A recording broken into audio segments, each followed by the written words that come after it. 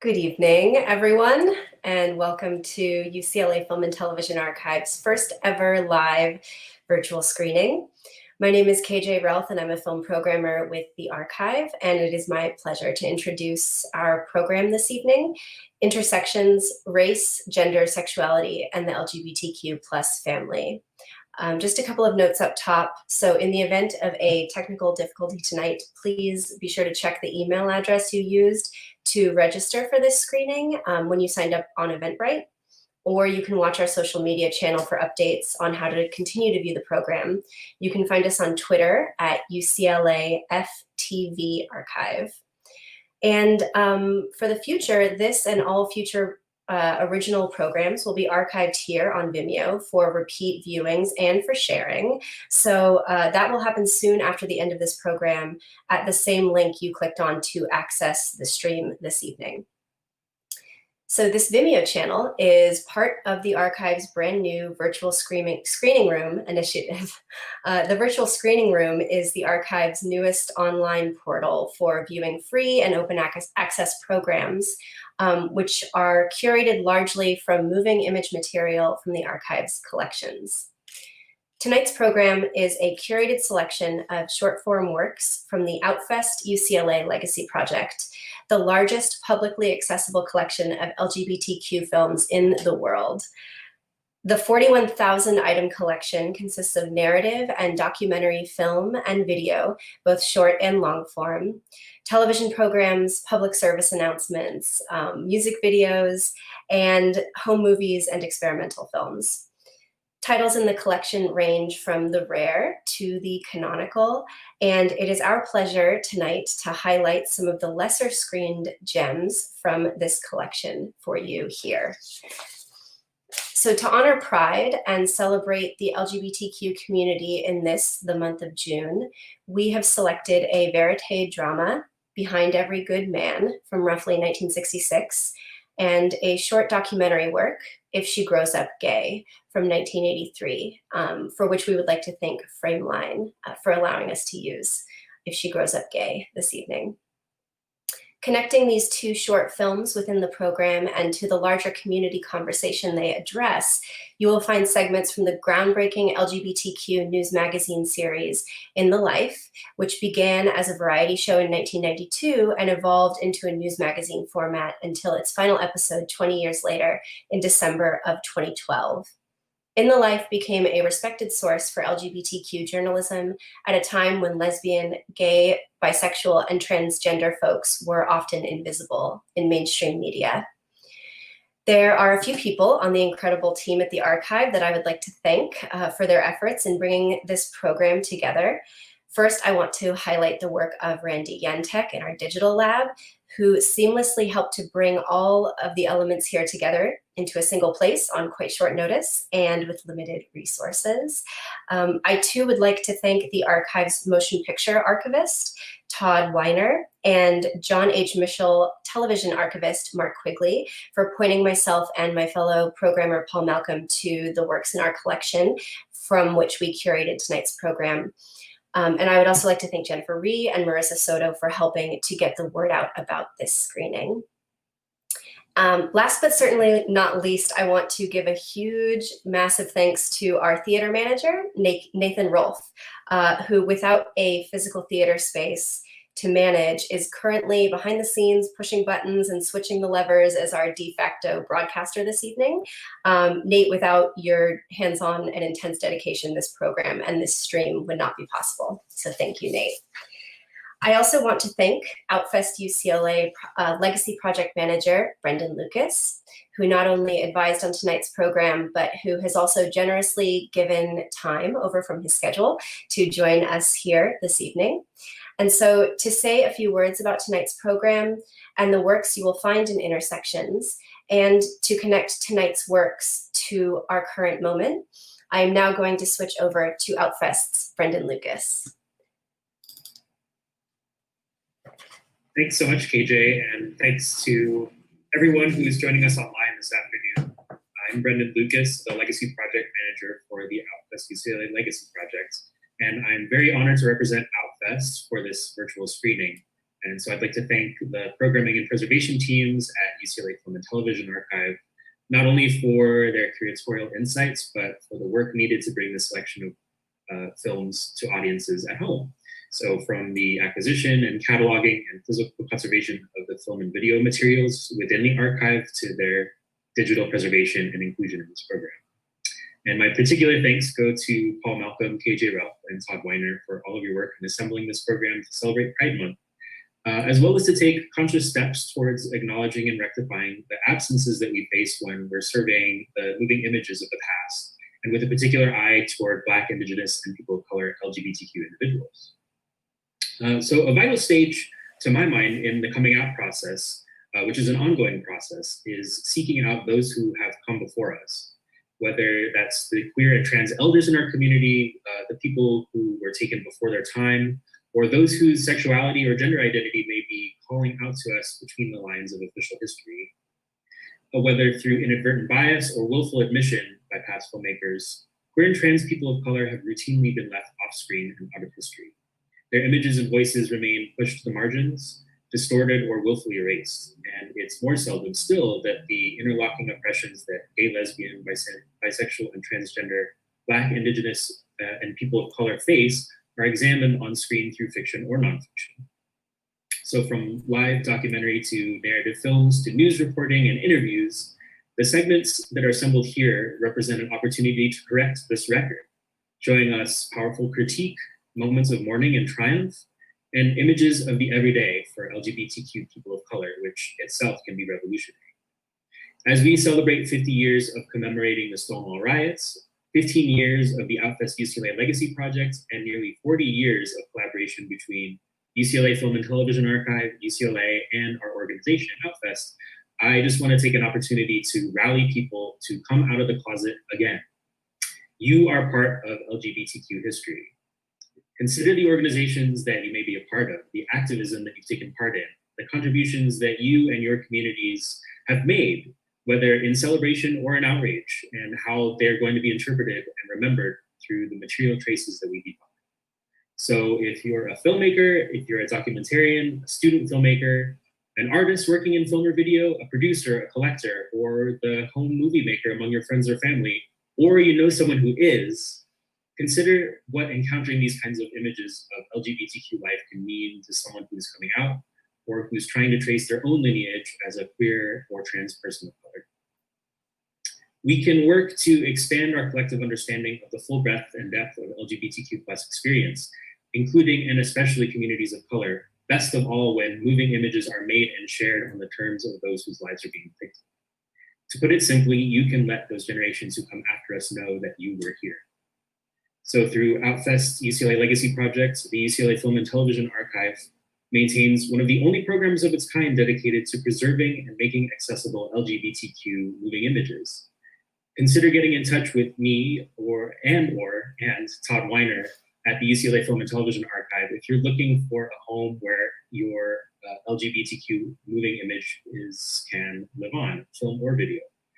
As KJ reminded me when we were talking about this program, we should be encouraged to think of the particular and unique ways that film and video can bear special witness to our experiences and to make visible our inner truths and struggles. And most of all, our current moment shows the incredible shifts of public consciousness that are possible when ordinary people have access to the technology to document their lives and the injustices they face when they're navigating everyday life in our cities and towns. So as you watch the film and video assembled here, just consider the power that making these stories of people of color and LGBTQ plus people visible has to change minds and to save lives. So thank you once again for joining us in the UCLA Film and Television Archives virtual screening room.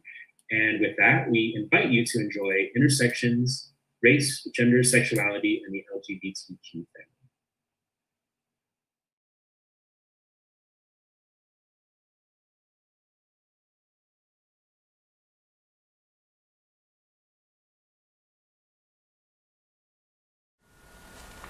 I heard once, I can't remember where I heard it from, that usually when society is on the crux of a major kind of like tempo morale change, that the most violence comes out, the most, say, misappropriation, the most twisting of ideas of that which threatens those in power starts to occur. And in a way, we're starting to see that. I think in the late 80s, you know, rising up again, right up to the LA, you know, incidents, the national incidents actually, it's not only LA, even Toronto, you know, type of thing. No, I mean, I think definitely that our society is coming to a head, that the kinds of volcanic eruptions of violence, the cultural civil wars that go on now, the backlash against feminism, the hysterical pro-life, quote-unquote, movement, is an attempt to try to return this society to the veneer of civilization that people once believed in. It never existed, of course, but it was a veneer that people accepted as truth. And you find people unwilling to, despite the overwhelming pressures of society and all of the populations that are just perforce by being here, ushering in a new order, a new kind of society. You find people refusing to go, refusing to move, refusing to be budged, and wanting to not only hold where we presently are, but to return us back to those glorious days when we didn't have any of these problems, when faggots and dykes were not even known to exist, were never acknowledged, when black people knew their place and accepted it, so-called in the myth, where women had their place and nurtured family and didn't exacerbate tensions in the household or in the workplace or in the political arena, when we didn't have to deal with third world populations, we didn't have to deal with our responsibilities to the environment, where things simply seemed to be okay. And that world, of course, will not return. It never really existed, but it definitely will not return, because we are not going to go back into closets to bow our heads. We are not going to return to cooking and cleaning and doing the domestic work. Those days are over. And the right has not quite realized that. And I think you're seeing the kind of fervor from that community in order, in part, to continue to deny the inescapable reality which is coming upon them. In the words of the Anita Hill trial, they just don't get it. Yeah, great. I mean, I think the 21st century is going to see major cataclysms. I mean, the Rodney King verdict and the rioting that occurred and the kind of malaise, as well as just general convulsions. We're going to see much more of that, to the degree that we continue to deny the contradictions in our social reality. And it's going to occur in pockets. It will not occur in the kinds of pockets where we can feel that it's isolated and removed from us. It will continue to come closer and closer to home, wherever home may be. And that will force change. And unfortunately, it may be bloody, but I don't think it has to be, with the degree that we continue to engage in this pathological denial of reality. We only create the kind of powder keg that will someday result in a major social explosion and devastation.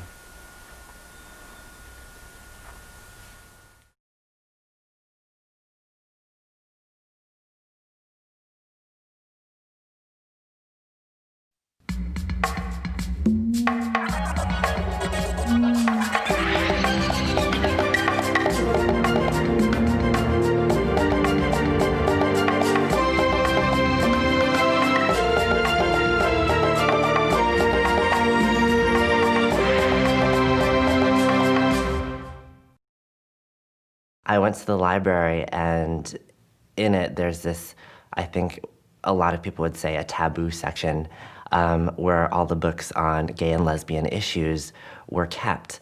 And I went to that section hoping to find something that might explain my identity and might explain the feelings that I was struggling to come to terms with.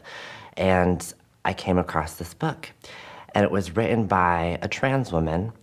And it was fairly old. It was probably from the 70s or 80s, and it was under the Fairly New books. And it was the only book on transgender issues. So I took it home, and I can remember very vividly that day I was mesmerized by it. It was about 200, 300 pages long, and I read the book in a day. Mothers always find things that you wanna hide or keep secret from them. And she found the book under my dresser. And mind you, I was still at church. I was coming outside actually to take a breath of fresh air because it was so hot inside. And I have never in my life seen my mother drive so fast into anywhere. And here she was, like a witch on a broomstick, just running out there in her car down to the church driveway. And she stopped the car right in front of me and said, "Get in." She looked at me as she was driving 15 miles per hour down the road and said, "You have to get rid of the book." And at that moment, I realized that now isn't the right time to talk about these issues, and maybe I should hold off. And looking back on it now, I suffocated a part of me for a good 4 to 5 years until I was a senior in high school and realized that I couldn't hide this from my parents or my friends or my colleagues any longer, and I came out.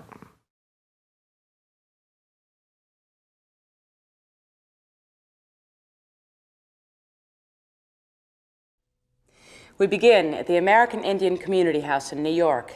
For more than 30 years, this organization has provided support services for Native Americans and worked to foster understanding between Native and non-Native communities. Our first segment is about a Native American youth and a crime that has become all too familiar. Some of the victims have names you might recognize, like Matthew Shepard and Brandon Teena, the real-life subject of the film Boys Don't Cry.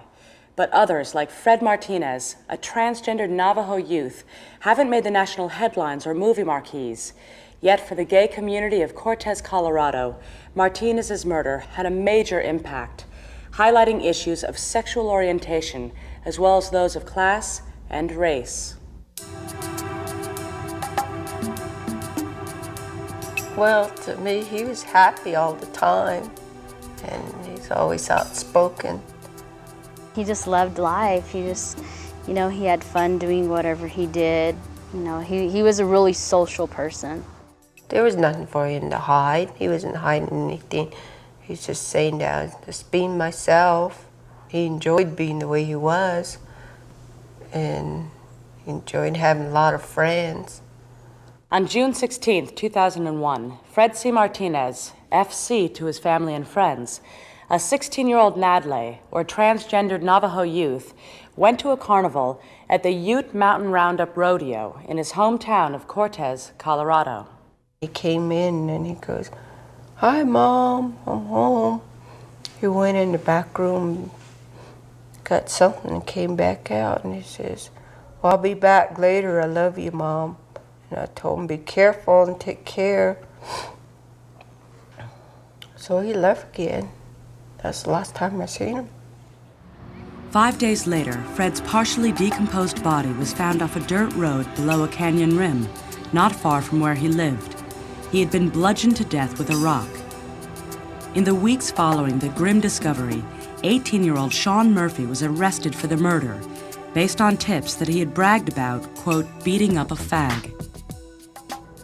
According to reports, Murphy and a friend had given Fred a ride home on the night he disappeared. After dropping him off, the two had discussed Fred's sexual orientation. Murphy then left the apartment they were visiting and returned 20 minutes later, covered in blood. Someone's future was gone, was just erased, who met a violent, brutal death, probably because he was transgendered, not lech, changed the world for me. John Peters Campbell moved with his partner Alan Cook to Cortez 4 years ago, becoming an active member of the local community as well as a board member for the Four Corners Gay and Lesbian Alliance for Diversity, an educational, social, and advocacy organization. Learning about the circumstances surrounding Fred's murder brought home some ugly truths. I've never thought of this as a dangerous town. And then I realized that, of course, it is dangerous for some people. I was devastated because Fred was someone, not that I knew personally, but that I'd seen around. And it made me feel good as an older gay man that there were kids who were coming out that early.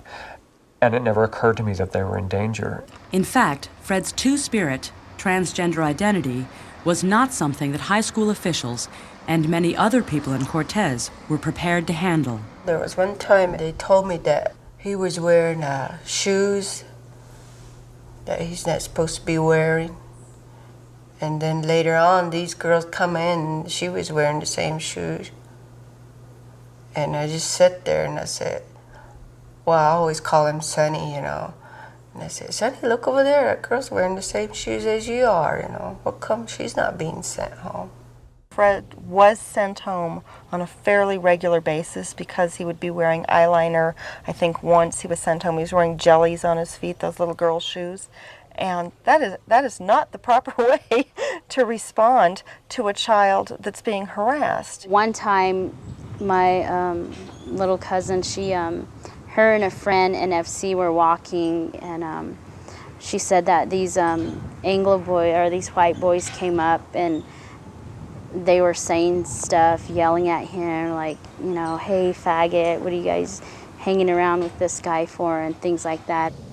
Kids like Fred have to contend not only with anti-gay bias, but also with the racism that exists in a border town like Cortez, located right next to the Ute Mountain Indian Reservation. I know there's a lot of harsh feelings in this area against a lot of natives. I don't know if it's because they're, you know, Cortez is just right next door to a reservation. I think many in the gay community in Cortez and in Durango felt like they had this false sense of security or safety because they were white, middle class, productive, involved members of the community. And they've really had their world shattered in many ways. And they're struggling with what they now recognize as some of their own biases. I'm so proud of how folks are working here. I've never seen such hard work and dedication and the willingness to go through situations that are painful. And I think a lot of us can learn lessons from the community. As news spread about the murder, 4C GLAD, the Colorado Anti-Violence Project, and PFLAG, or Parents, Families, and Friends of Lesbians and Gays, combined their resources to provide support to Fred's family, ensure that the crime was thoroughly investigated, and the media accurately informed. We realized that this was potentially a very serious situation that had much more far-reaching consequences than just Cortez and Montezuma County. Carolyn Wagner and Gabby Clayton, PFLAG moms whose own sons were victims of hate crimes, headed to Cortez to be part of the support team. We're a rapid response team of parents of hate crime victims to come and assist other families, parents who are in the midst of a situation that we're very familiar with. We went through this alone, and what our goal is to ensure that if parents do not want to be alone, they're not going to be alone. We're going to be there. And Pauline asked for us to come and help her because it can be very hard. You're dealing with the grief and shock of losing a child on top of dealing with the justice system, media, organizations you've never heard of, and hate mongers, always the hate mongers. And it just can be more than one can bear. Finally, 4C GLAD and the Colorado Anti-Violence Project enlisted the help of the Gay and Lesbian Alliance Against Defamation to help handle the media. What we bring particularly is media expertise, how to handle the media, how to educate the media, and it's a really important piece of the puzzle because how the media portrays and writes about bias-motivated crimes has a huge, huge impact on the outcome of investigations. It also has a huge outcome in terms of whether or not people learn something from this and how families are treated, frankly, because many times the coverage can be sensational and it's very disrespectful. I was very concerned about how the media would handle the issue of Fred's murder. Sage Douglas Eagle Remington, a member of the Southern Ute tribe, has been involved in the Indian movement since the 60s and in the early 90s founded the Two-Spirit Society of Colorado to address the specific needs of gay and lesbian Native Americans. In my involvement in the gay and lesbian community in the last 10 years, I've seen it transform itself from crisis management of events to a very coordinated effort. And that's what happened in Cortez. I felt very assured that there were a group of people that were in a position to be able to take the issue, monitor it, control it so it doesn't get out of hand, and make sure that there was equity in the reporting of the news, and there was equity in describing Fred's lifestyle. Although the circumstances of Fred's murder echoed those of Matthew Shepard in many ways, this story was not one that many national media outlets were anxious to tell. It's hard not to look at a picture of Matthew Shepard and look at a picture of Fred Martinez and not really get why the media were not as interested. Fred was many things that, when you add them all up, made him very much the other for people. He was a person of color. He was Navajo. He was poor. He was transgender. He also identified as gay. He was a complicated kid in a tough situation with no privilege.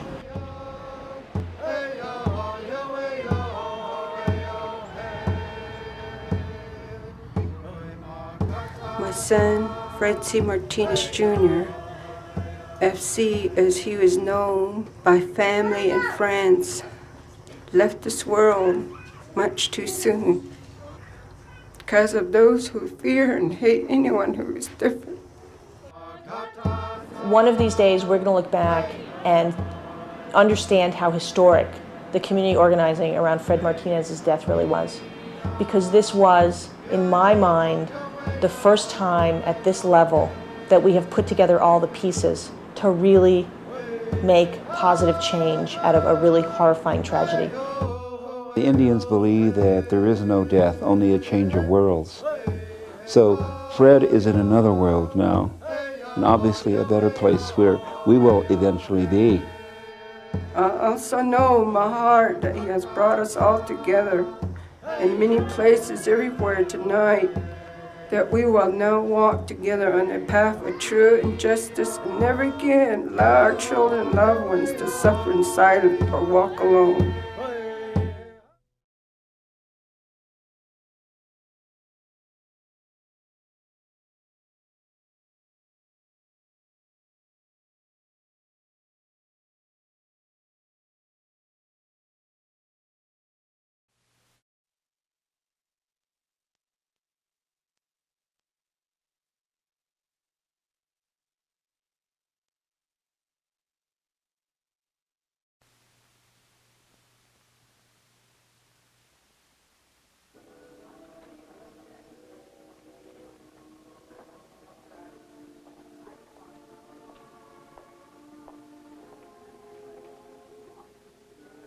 I'd like to live a respectable life, that's for sure.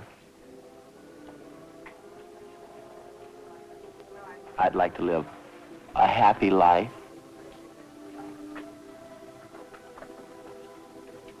I want to settle down. I believe everybody wants to settle down.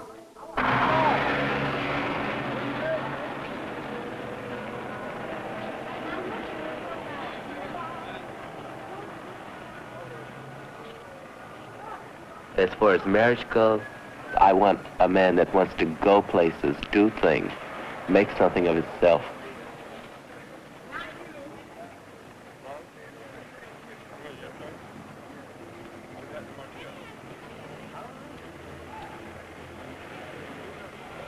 You know the old saying, behind every good man there's a woman.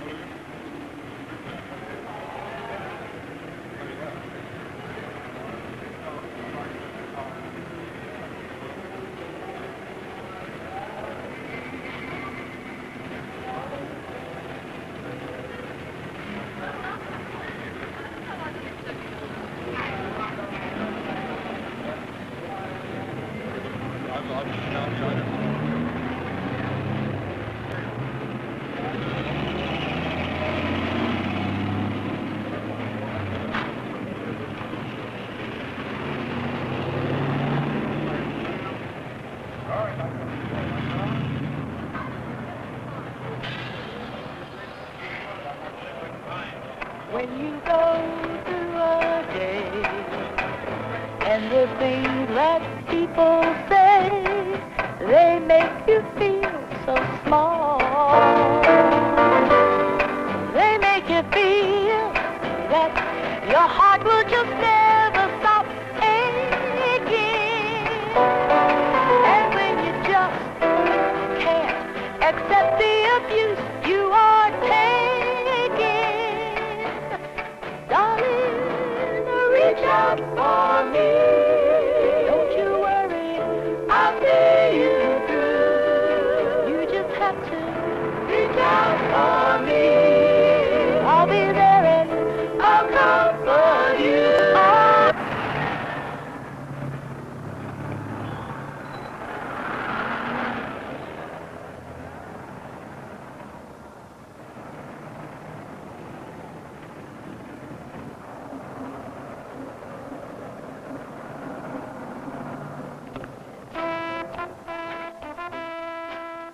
There was this time I was at this gas station out in West LA, and I went into the men's room, not because I was a man, but just because I wanted to go in the men's room, period. I don't think about which room to go into. I have my choice, you know. That won't get you into it all. So if you're looking to find love, you all you gotta do is hold him and kiss him and love him and show him that you care. Show him that you care. So I was in this restroom, and I was brushing my hair, and this guy walks in, very good looking, and he says, "Oh, excuse me, miss, I must be in the wrong room. They must have the signs mixed up." So in a very calm, masculine voice, I turned around and I said, "No, you're not in the wrong room. This is the men's room."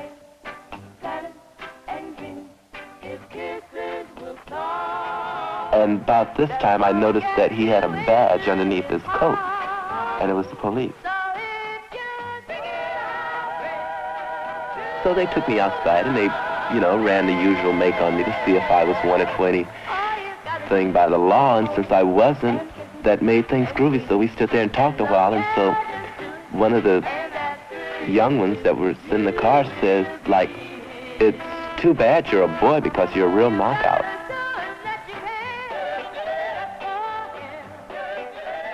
And so I accepted it as a compliment.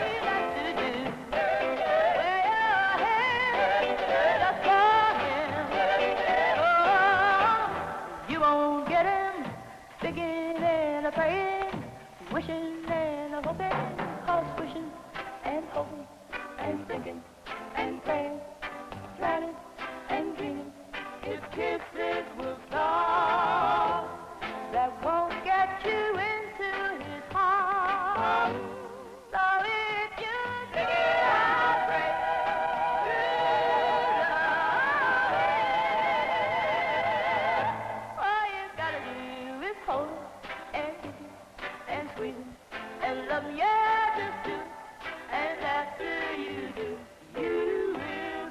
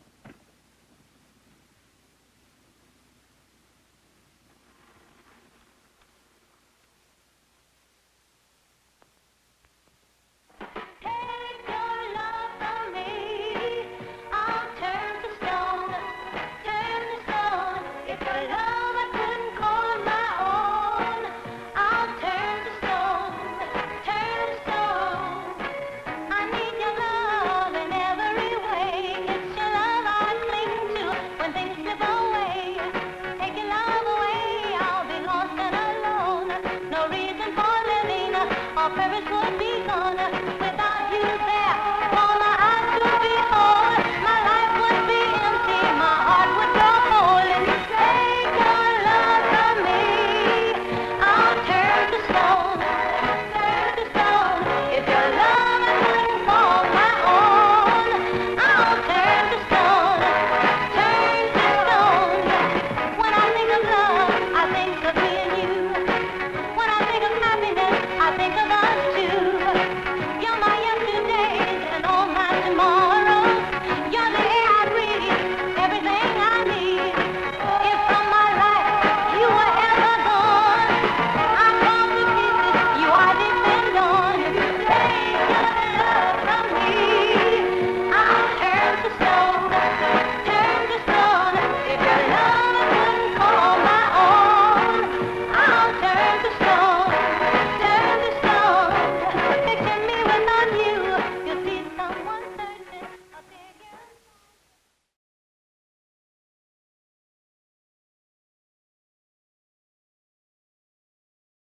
In the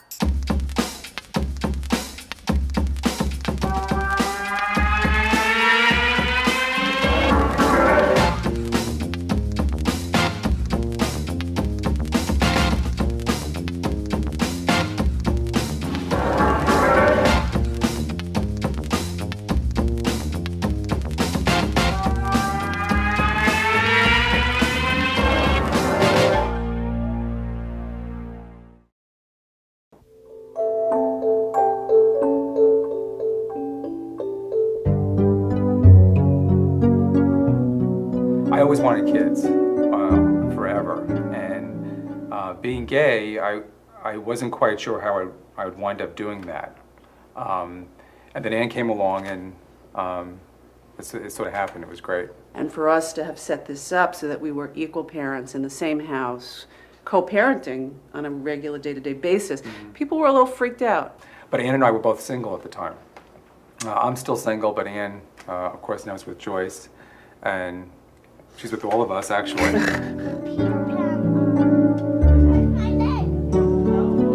think for us it was an important joint decision. We've been together 15 years at the time, and I think that we as a couple were ready for that decision at that point. The kids in the gay and lesbian community are very planned for, especially these new kinds of families where the parents are out and then decide to create a family. These are very planned for. We read everything under the sun, the psychological literature on gay parenting. We read Dr. Spock, you name it, we read it. People don't ever expect that a white parent's going to have a black child or vice versa. Rescuing a African American child was very important and critical to me. Kids know that Justin and Zachary have two dads. We deliberately chose two father names like Daddy and Poppy for that specific reason. We're both fathers. I have been considering parenting, I guess in my early 30s, that's when I started, because at that point I had already taken care of my choices as a career. And having Jaquet in my life, helping me raise them, it's very important to have solid foundation and good examples of children to be around. We're a living example that Exactly. lesbians can raise a family, and quite well. In having children, certainly we are teaching them, as my parents taught me about discrimination, we are teaching them, giving them the tools to handle what is homophobia and what is racism. This house is going to be the kind of house and has the kind of family value of speaking your mind and letting your parents know how you feel, and your parents helping you in return deal with those feelings. And they respect who we are, and we respect who they are. And that's a part of what parenting has done for me too, showing you must respect the children, and then they learn to respect who you are as well.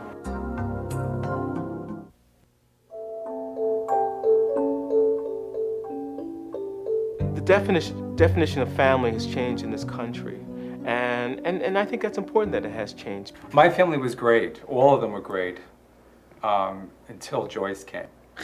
And then we didn't look so traditional and so straight anymore. especially having two men walking down the street pushing an infant, a couple days old, going into the drugstore, suddenly a little old lady runs up to you and says, well, where's the mother?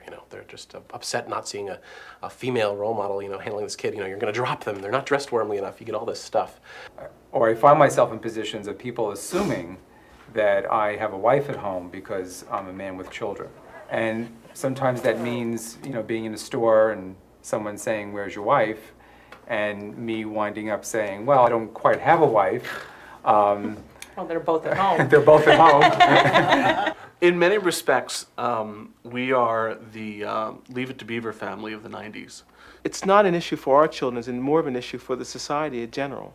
After our children were born, we lived in D.C. at the time, and we went through the process of second-parent adoptions. If a lesbian or gay couple's raising a child together, the problem is only one of them is a legally recognized parent, if one is a biological or had been an adoptive parent. The question for us as lawyers is how do we change that so that both of them can be recognized as legal parents, and second-parent adoption has been the strategy we've used. But that's an expensive process. That's a process which depends where you live, what your chances are for success, and the majority of gay and lesbian parents don't have those protections. We've drawn up as many papers as we could on our own with a lawyer to cover some details. I am not legally their parent. We did a last will of testament, we did a health proxy, and we did a medical power of attorney. We are domestic partners in the city, although that only allows me to visit him in jail and the hospital. So. How our life has been affected is a question which is impossible to answer in a soundbite.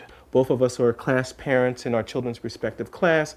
We've coached our children's soccer teams, baseball teams.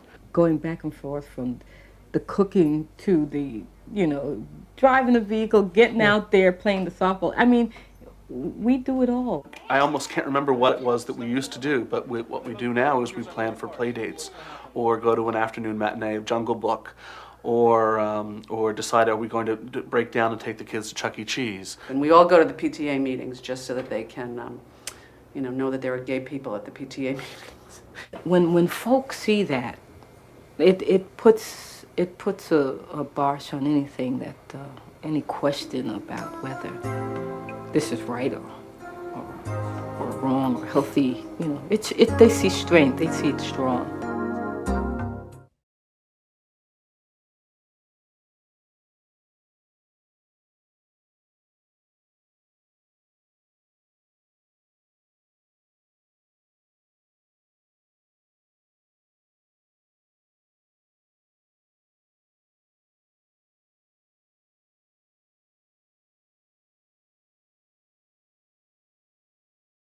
Through my pregnancy, I had a lot of trouble, right? And I had gained a lot of weight, and then I was depressed afterwards because of all the weight I gained, because I used to be so small and such a fox, and and I had blown up so much, right? And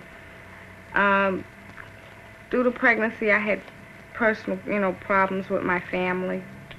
When I was 16, that's when I found out I was pregnant for the third time.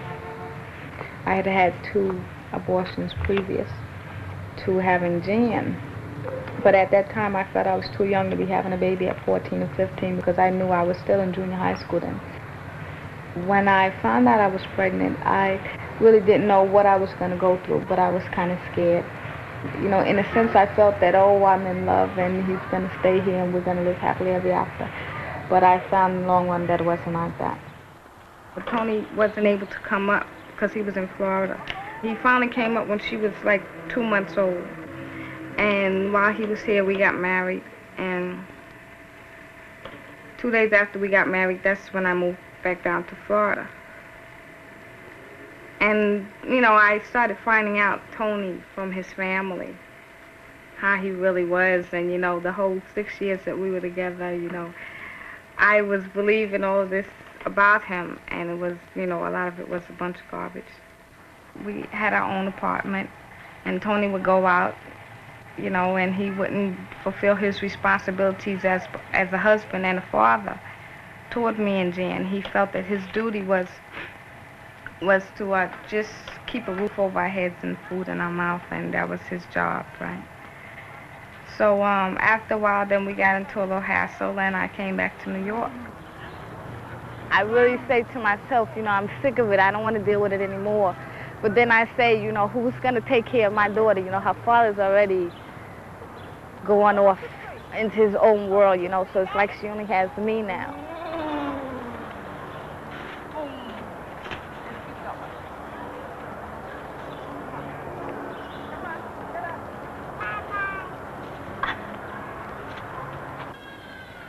And after I came back to New York, I went back to my old high school. I was in the 12th grade. That was my last year. I was doing so bad from everything that was going on with me that I was failing all the time. So when I thought I was going to graduate, they told me that I had to do a whole nother 2 years because my credits weren't up enough. So I said with Jan, I didn't have time for that. But I didn't know how long he. So I go to school 2 days a week, Monday and Tuesday, and I work Wednesday through Friday. They train you for your whatever goals you want to develop, right? They train you for that there, or they can refer you to somewhere, somebody who can help you in that field.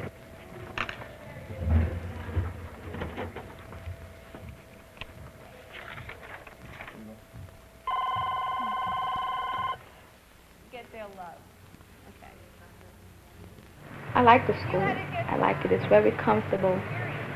You can relax, and you can relate, and you can open up in whatever class you're in. It's supposed to be mainly for parenting and for peer counseling, but you can really open up in all your classes. Being young parents, people probably were always looking at you and saying, Yeah. wow.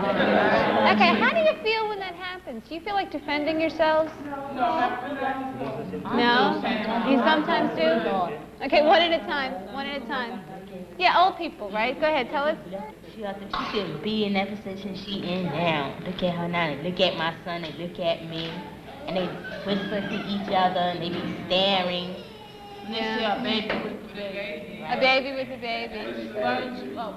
How does it make you feel, though? What do you want to say to that person? I was pregnant. Yeah. Around 9 months, there was 2 lady cops walking down Burnside. They was looking at the other one and said, look at that little girl pregnant. I felt embarrassed. They all turned around and looked at me. Because I had on my felt sneakers, embarrassed, too. yeah. Yeah, I felt embarrassed. They said, look at that little girl pregnant. I used to DJ when I was, in my early teens. I used to be a DJ with Jan's father, so it was like I got more fun out of putting the equipment together, and working with a lot of buttons and wires and things like that, So working with tools, I like to do all of that. A desk job like I have now is not for me because I can't stand paperwork, right? But in 5 years, I hope to at least be doing, be in one of the 3 fields. Like I said, at first I wanted to get into computers, but then, I said that wasn't what I really wanted either. But I found it to be either carpenter work or construction or electronics.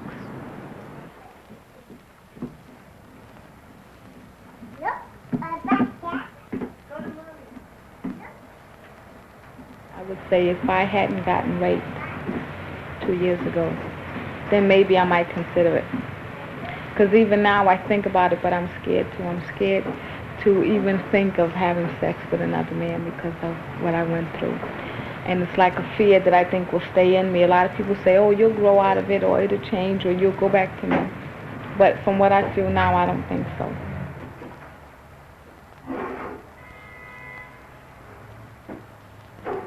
After Renee and I, we were friends during the summer. Right before that, but we, had gotten close during the summer. Renee was going on her vacation, and she asked me to stay here, being that she knew what I was going through at home. I was going, from one friend's house to the other friend's house because I couldn't deal with what was at home. So when Renee went on her vacation, she asked me to stay here and keep the house, You got it?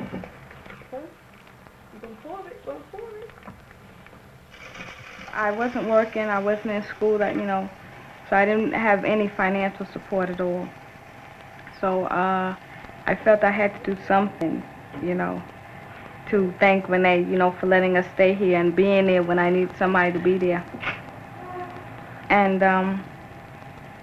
I was cooking and cleaning and doing the washing, ironing, a regular housewife.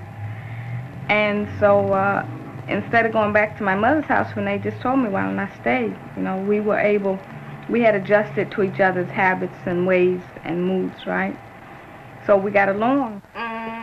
What? But being there, after we did get together, you know, being there, we can get along with each other, and it changed me in a sense that, okay, as far as responsibility I didn't just have Jan now, I had, you know, Jan and Renee. Jan, I feel I could always deal with. You want to go out and play in the snow? Those snowballs that Mommy and Aunt May? Hmm? You want those snowballs at Mommy and Aunt May? Huh? No, why you do that? Who's that punch you out? Not back up? That's right, I'm gonna punch you out for messing up your clothes. Here. Don't put it on your clothes. Ow! I know it hurt. Eat your peanut butter and jelly.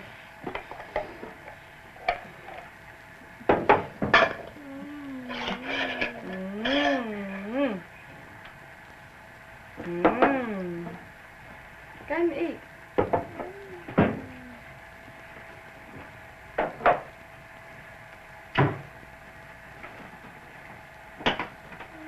Want some milk or you want juice?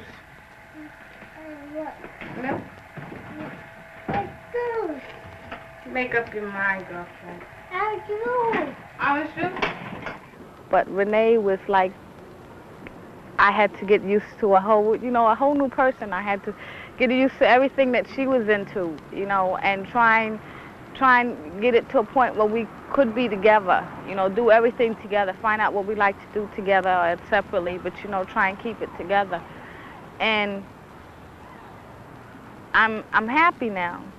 I'm happy now. I left my ring home, but we did get engaged about 2 weeks ago. I got my ring, and we have plans to get married. I wanted to get married this summer, but, you know, with school and all, so I have to postpone that for a while. But it's not much of a change because, like I said, I don't see it as being with another woman. I see it as just being with somebody that I love, I want to be next to, you know. And I've been here for like 27 years. So for living in this apartment itself, I've been living here, say, 4 years. And, you know, basically here by myself, you know, and living the life I live and having company and friends over every once in a while. But most of the time now I haven't really, well, not now I'm saying, but before, I wasn't here that much. It was just like me running home to take care of my cat, going to work, coming back, feeding myself and my cat, and they keep going out. And that was more to my schedule. I was always out. You know, that was the life, you know. I was enjoying myself a little bit. Not to say I'm not enjoying myself now, but, you know, that's how it was. And then when I met Denise and Jan, the only thing that really changed now, because I always wanted a family and have kids around me, because I like them. I like to see how they progress with themselves and what they learn in their mannerisms, how kids pick up certain things. And I can see that with Jan. You know, I can see that now. I see her grow up, you know, inch-wise and maturity and her language, you know, words he used. There's not really that much of a change, just that we can't go out. And I've considered this. I've known about it, because since I wanted this family, I've known about you can't go out, you got to worry about having a babysitter. You know, you got to plan things. And that's the things we got to worry about right now, just programming ourselves. With Jan has adjusted to Renee a lot. Renee has adjusted to Jan.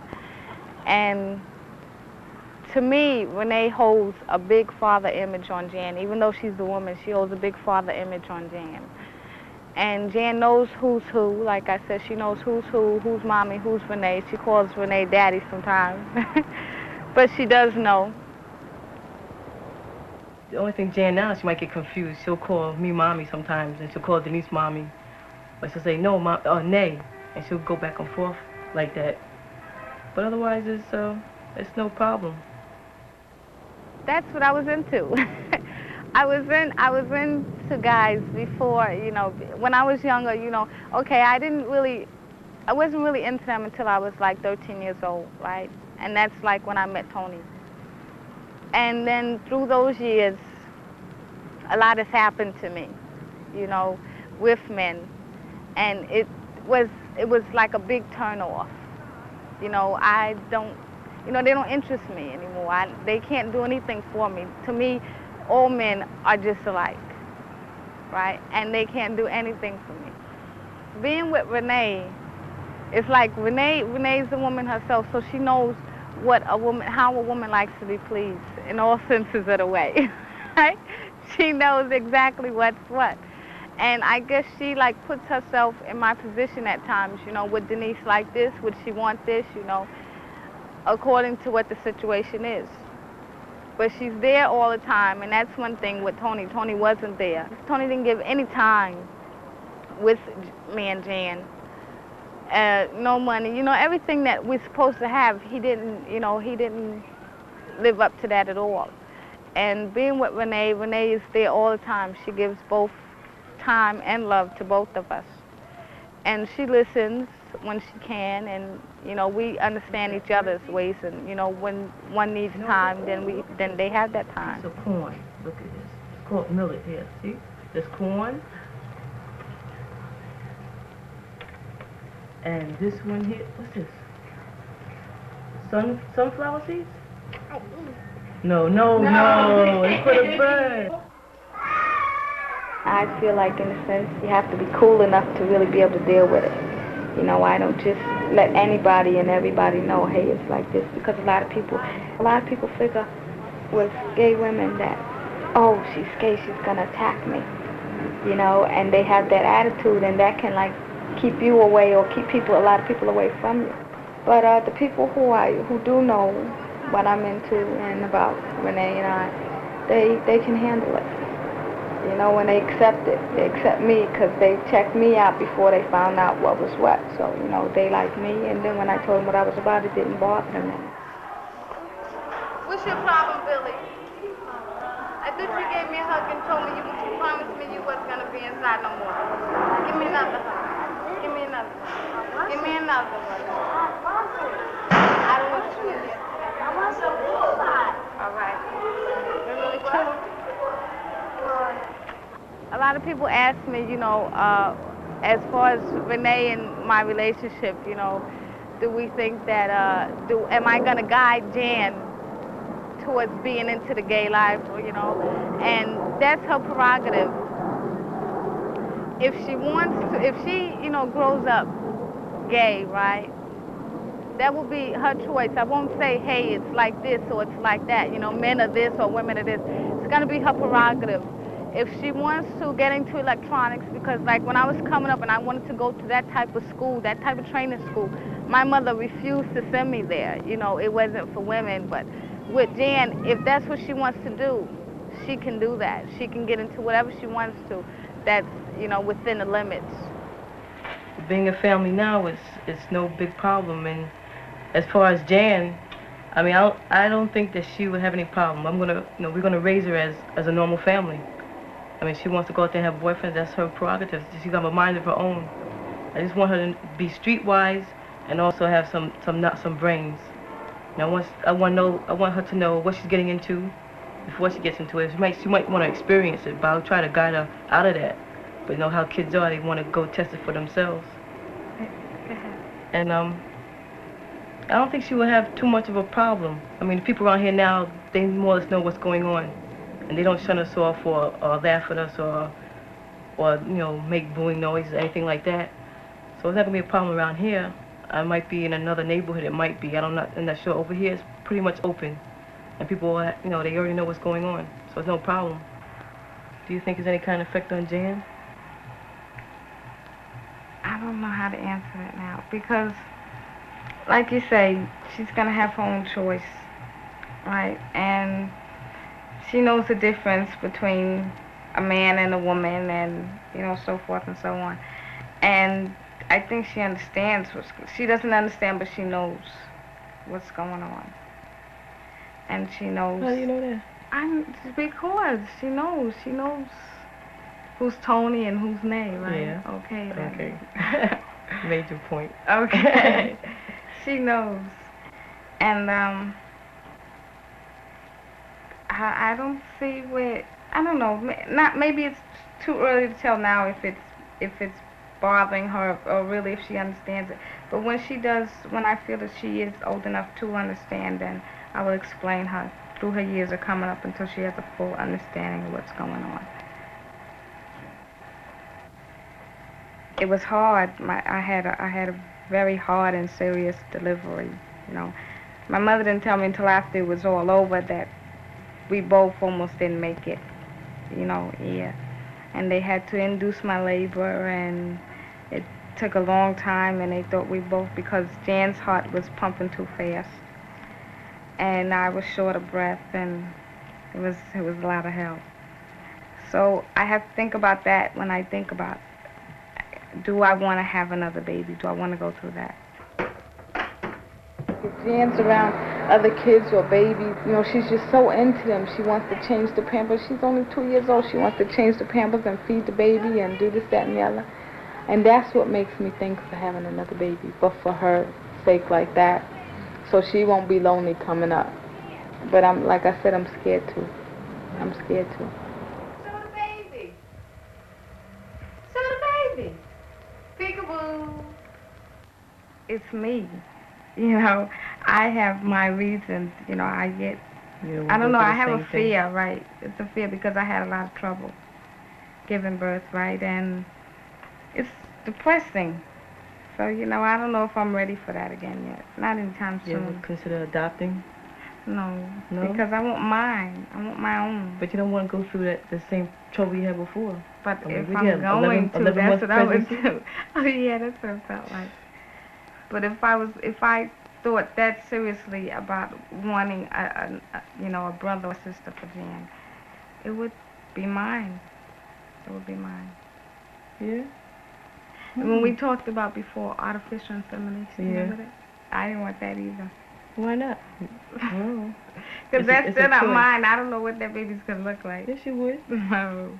Some places they have. I mean, you don't know who the male is. Some places you can pick it out. And say you go see somebody like heavy, right? Okay. Right? Okay. Say it's heavy. You don't have to go through no act. They just take the sperm. At least you know it's heavy. That's true, but See? it's still, I don't know. It doesn't seem real sometimes. Oh, it's real.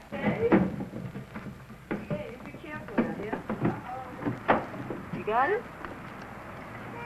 Where we gonna put it out on the window, huh? Where we gonna put it out? Oh, you're spilling it all over the place. I would like to go to church now, right? I don't go to church now, and I would like to go to church and bring Jan up in church.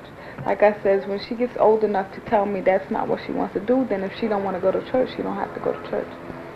But for now, I can at least bring her up and show her that, you know, show her what it's all about. There's two sides to everything, right? But I tell Renee, it's like I have to make a choice between her and God, because to God, our relationship is sinning.